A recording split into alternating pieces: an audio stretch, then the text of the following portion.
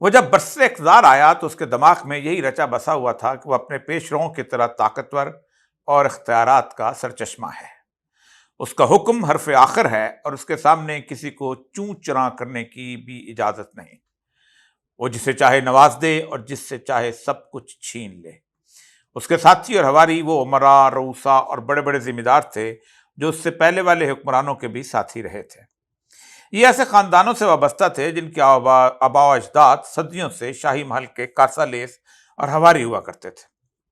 ان لوگوں کی جائیدادیں، دولت کے ڈھیر، ایکڑوں پر پھیلی ذمہ داریاں، سب کی سب ایسے قوانین کی روح سے تحفظ پاتی تھیں جو بادشاہ کے منہ سے نکلتا تھا۔ دوسری جانب فرانس کے وہ مظلوم اور مجبور کسان، مزدور اور محنت کش لوگ تھے جو اب غربت کی چکی میں پستے پستے تنگ آ چکے تھے۔ ان کے جسم اس عذاب کی سختی سے اینٹ چکے تھے اور ان کے ذہن بغاوت کے لاوے سے ابل رہے تھے۔ پورے ملک پر 40 ارب فرانک کا قرضہ چڑھ چکا تھا، لیکن حکمران طبقے کی عیاشی و عشرت کا یہ عالم تھا کہ صرف شاہی محل کے خادموں کی تعداد 1500 تھی۔ بادشاہ کے خصوصی مشیر کی عیش و عشرت کا یہ عالم تھا کہ یہ شخص ڈیوک آف اورلینز ہر رات 150 عورتوں کی برہنگی سے لطف اندوز ہوتا اور ہر اگلی شب اس محفل کو سجانے کے لیے نئی عورتوں کا بندوبست کیا جاتا۔ بادشاہ اور اس کے حواریوں میں مدت سے ایک اور عادت راسخ پا چکی تھی کہ وہ سرکاری عہدے یا تو خاندانی طور پر تقسیم کر لیتے یا پھر بھاری رقم لے کر کسی فرد کو بھی اعلیٰ منصب پر سرفراز کر دیتے۔ اعلیٰ خاندانوں کے افراد کو عہدوں سے نوازنے کے لیے 2 مختلف گروہ بنائے گئے تھے۔ ایک نوبل آف دا روبس یعنی وہ اشرافیہ جو سول نوعیت کی تھی، مثلا بڑے ذمہ دار، چرچ کے اعلیٰ عہدیدار، بڑے بزنس مین وغیرہ، جبکہ دوسرا طبقہ نوبل آف دا سورڈ کہلاتا تھا یعنی وہ اشرافیہ جو فوج کی نوکری سے جنم لیتا تھا۔ یہ دونوں گروہ آپس میں اس طرح شیر و شکر تھے کہ کوئی بھی اعلیٰ عہدیدار ہو انہی خاندانوں سے لیا جاتا۔ اس کے علاوہ بادشاہ بھی لمبی چوڑی رقم لے کر کسی کو اعلیٰ منصب عطا کر دیتا، لیکن اس کے لیے رقم مہیا کرنے والے کے علاوہ وفاداری شرط اول ہوتی ہے کہ رشوت دینے والے تو بے شمار لائن میں لگے ہوتے تھے۔ ان اعلیٰ مناصب کے ساتھ عدالتوں پر فائز جج بھی ایسے ہی لگائے جاتے تھے۔ بادشاہ کا یہ تصور تھا کہ جج اس کی مرضی کے ہونے چاہیے اور اس نے ان کو مقرر کرنے کے لیے مکمل اختیار اپنے ہی پاس رکھا ہوا تھا۔ عموماً یہ جج انہی طبقات سے ڈھونڈے جاتے جو فرانس کی لوٹ کھسوٹ میں برابر کے شریک تھے اور اس دولت کی وجہ سے ان کی زندگیاں عیاشیوں کا مرقع بنی ہوئی تھی۔ ان طبقات کے علاوہ بھی وفاداری کی بنیاد پر یا پھر بھاری رقم لے کر کسی بھی شخص کو جج مقرر کیا جاتا تھا۔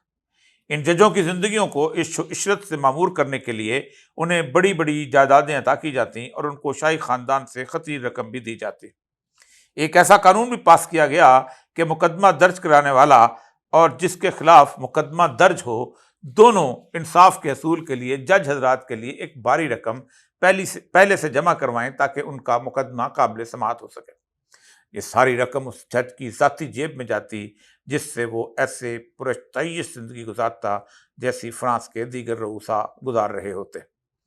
غربت و افلاس اور بے انصافی سے تنگ آئے عوام کے درمیان نفرت اور غصہ ایک آتش فشاں کی طرح پک رہا تھا، لیکن تاریخ شاہد ہے کہ عوام پر حکومت کرنے والے طبقات کا اپنا ایک خیالی جزیرہ ہوتا ہے جس میں وہ عوام سے بے خبر زندگی گزارتے ہیں۔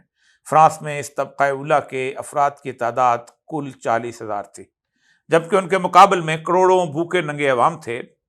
گداگری میں اس قدر اضافہ ہو گیا تھا کہ 1767 میں فرانس سے 50,000 گداگروں کو گرفتار کیا گیا۔ لوگ خاموش رہے اس لیے کہ ابھی آگ کی چنگاریاں صرف اندر ہی اندر سلگ رہی تھیں۔ لیکن یہ آخری بادشاہ جب برسر اقتدار آیا تو صرف 2 سال کے عرصے میں ہی بھکاریوں کی تعداد 10 لاکھ تک جا پہنچی۔ اب تو انہیں گرفتار کرنا بھی مشکل تھا۔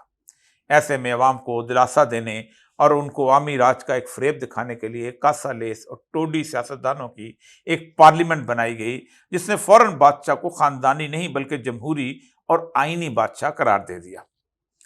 پارلیمنٹ کے اراکین جو اس فرانس کے رؤساء طبقے سے تعلق سے تقریریں کرتے کہ یہ بادشاہ تو آئینی حکمران ہے، یہ کوئی ڈکٹیٹر یا آمر تو نہیں ہے، اس کا پہلے والوں سے کیا مقابلہ۔ لیکن لوگوں کو تو اپنی بھوک کی اذیت اور افلاس کی مصیبت نے بے چین اور مضطرب کر رکھا تھا۔ جب عوام یہ دیکھتے کہ یہ بادشاہ بھی انہی مراعات یافتہ طبقوں کو نوازتا ہے جیسے پہلے والے کیا کرتے تھے، یہ بھی انہی مراعات یافتہ لوگوں میں سے ہی افسران اور جج مقرر کرتا ہے۔ بس فرق صرف یہ ہے کہ یہ کہتا ہے میں یہ سب کچھ آئینی طور پر کر رہا ہوں، تو ان کا غصہ مزید بڑھ جاتا۔ اس دوران پارلیمنٹ سے دو آوازیں بلند ہوئیں، ایک تھا چیریٹن ٹروگو اور دوسرا تھا جیکوس نکر۔ دونوں نے کہا کہ غریبوں کی حالت بہتر بنانے کے لیے عمراء اور رؤساء پر ٹیکس عائد کیا جائے۔ جیسے ہی پارلیمنٹ میں یہ آواز بلند ہوئی تو رؤساء اور عمراء عدالتوں میں اپنا مقدمہ لے کر چلے گئے۔ تمام جج چونکہ اس آئینی بادشاہ کے مقرر کیے ہوئے تھے، اس لیے انہوں نے اس بل کے خلاف اپنا فیصلہ دے دیا اور کہا کہ کسی بھی صورت میں عمراء اور رؤساء اور بڑے بڑے ذمہ داروں پر ٹیکس نہیں لگایا جا سکتا۔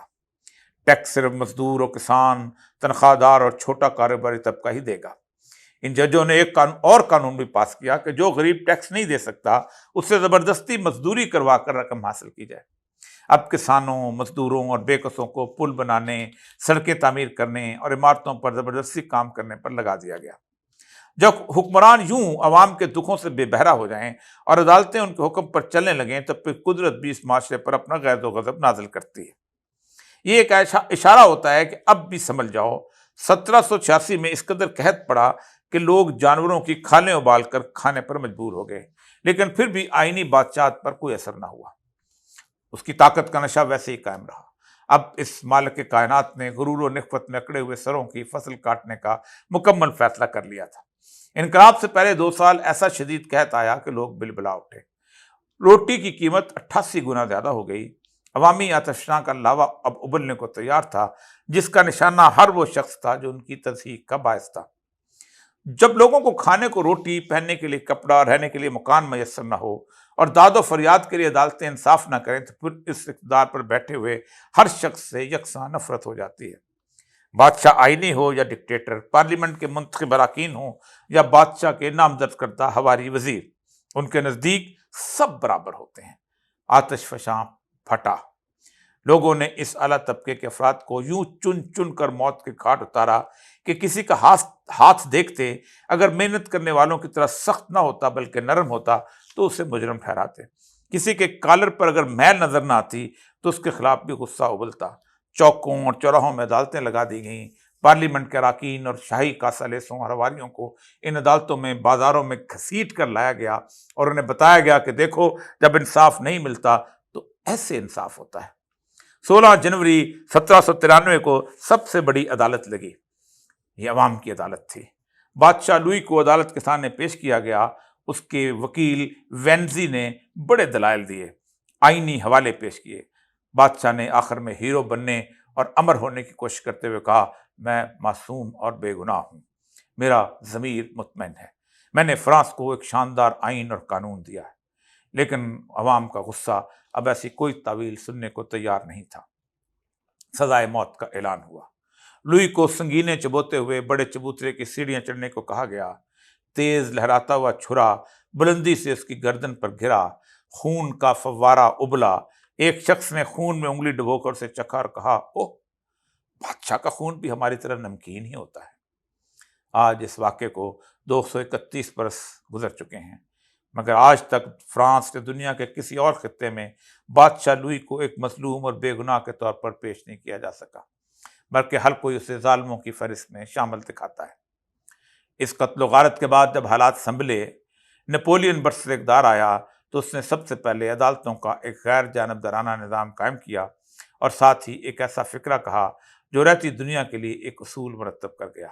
اس نے کہا، جب عدالتیں بادشاہ کی مرضی سے بنتی ہوں اور اسی کے حکم سے فیصلے کرتی ہوں تو پھر لوگوں کو چوکوں اور چوراہوں میں اپنی عدالتیں لگانے سے کوئی نہیں روک سکتا۔